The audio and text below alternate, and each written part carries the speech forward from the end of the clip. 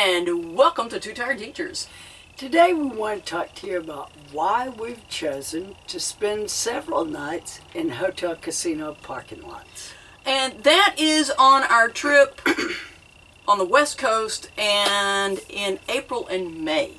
And that's really the reason why we decided to do that. This is the monsoon season.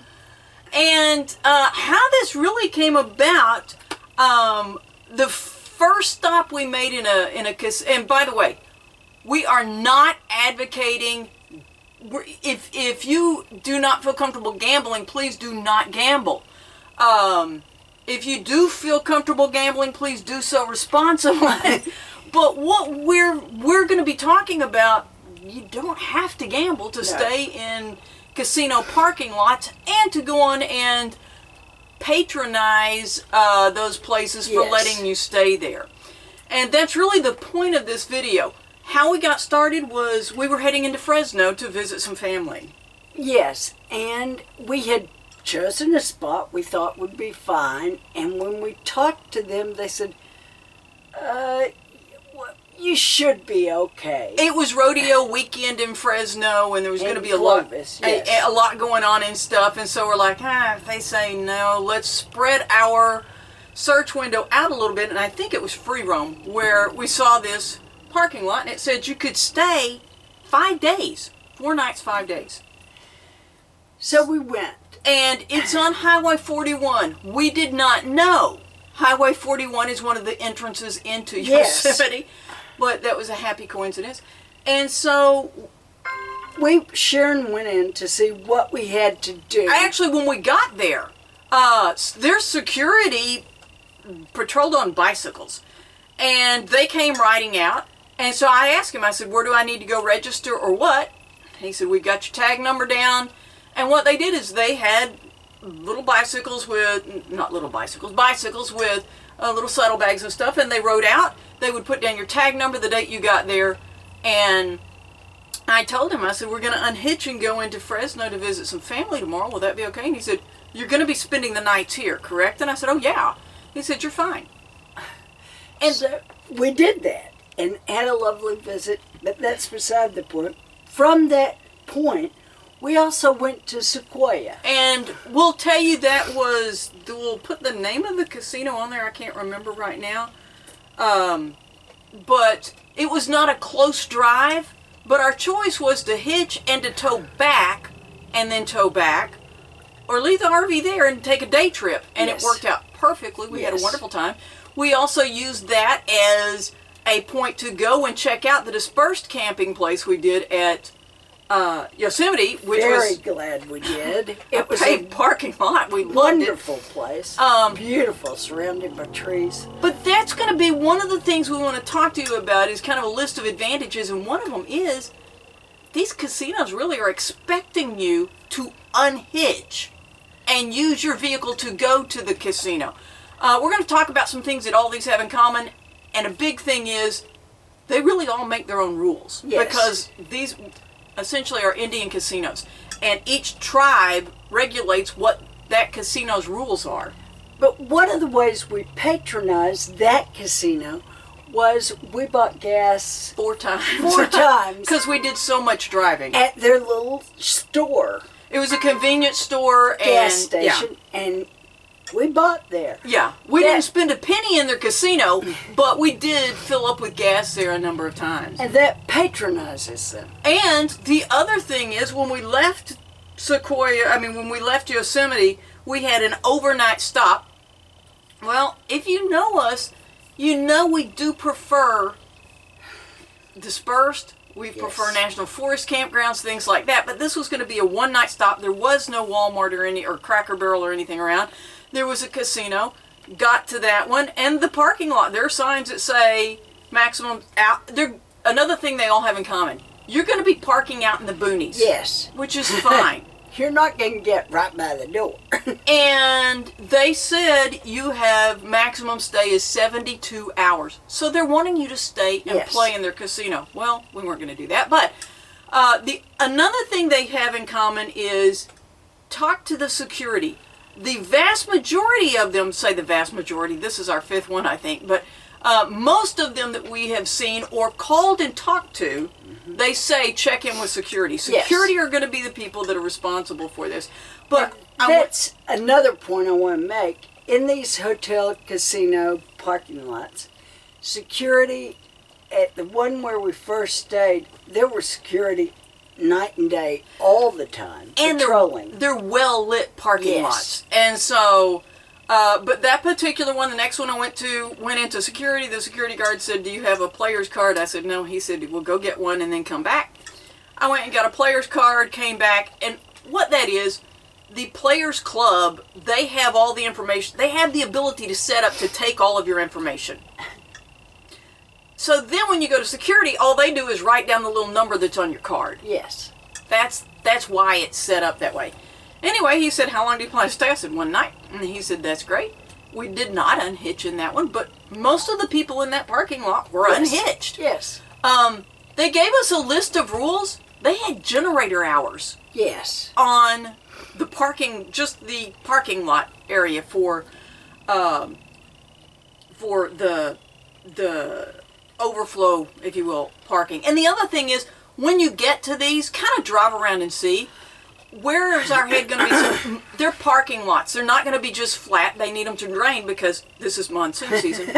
But one of them, I think we have put out levelers just so we're a little more level left and right. It wasn't bad. Some of them were bad. Some of them you're not going to be able to get level. So choose your spot.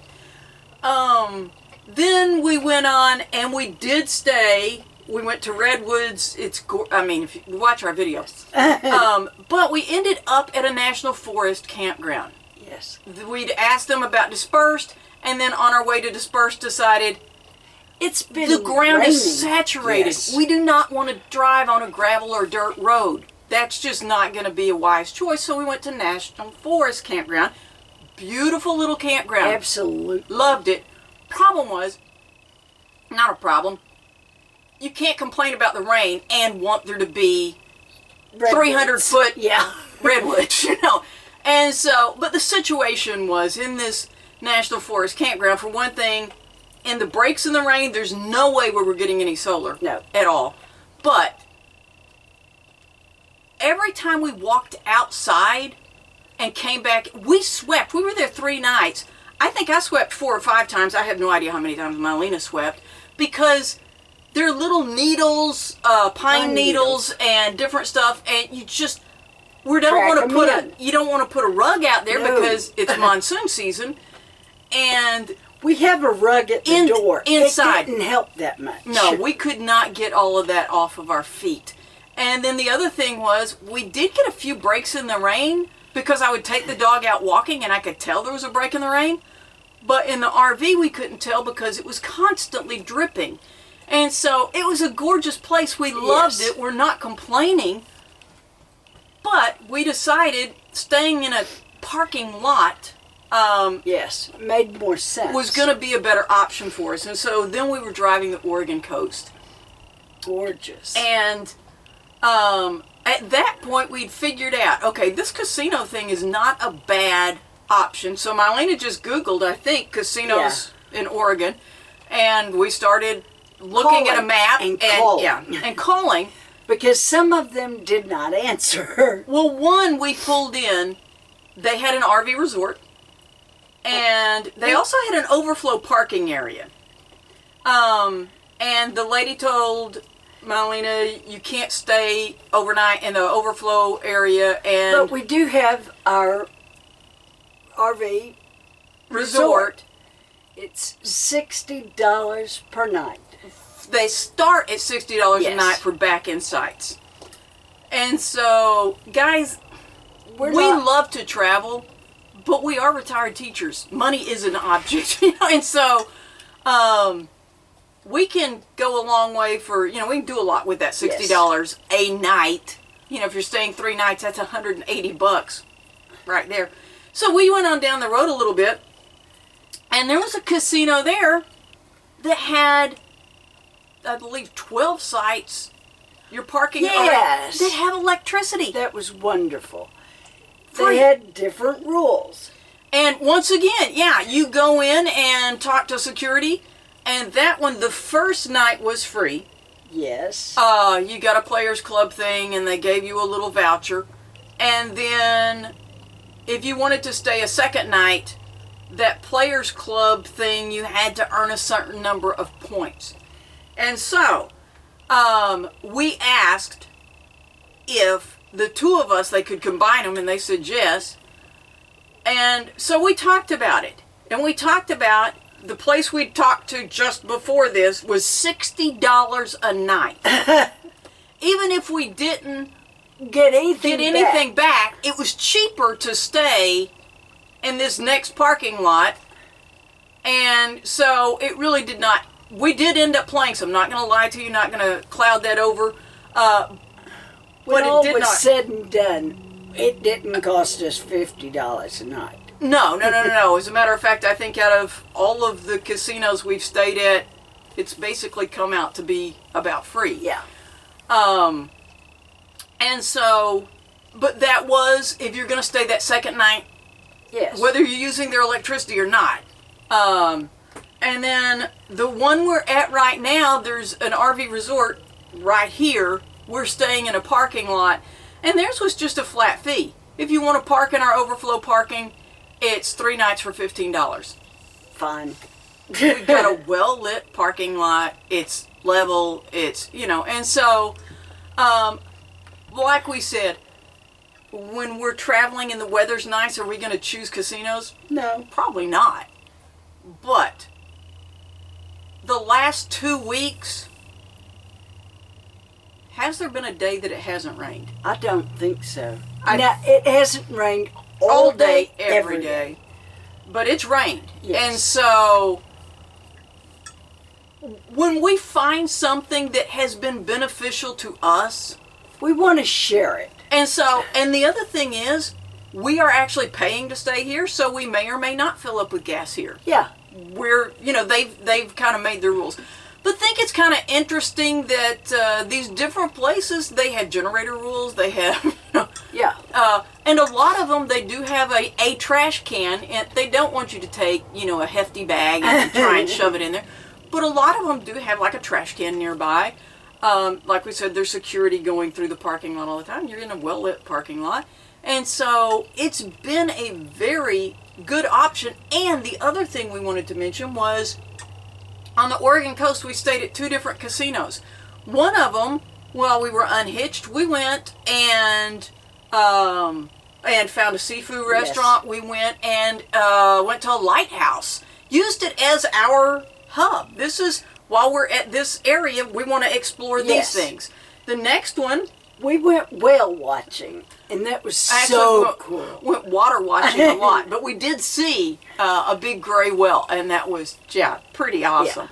Yeah. And so that's the part about casino parking lots that goes beyond just overnight parking. Yes. Is they really do see you as a commodity, and they want you to come and stay. And it's funny because now as we've driven past casinos, we see the remote parking lot, and most of the time there's been around a dozen RVs. Yes. It's not like you're just out there alone. So we found this. It's been helpful for us on this trip, and so like we said, don't, whatever you're comfortable with.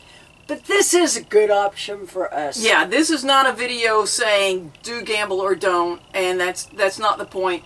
We're just sharing with you something that's helped us. So, if you've had any experiences in casino parking lots and want to share those with us, we'll be happy to read your comments. Thanks for watching Two Tired Teachers.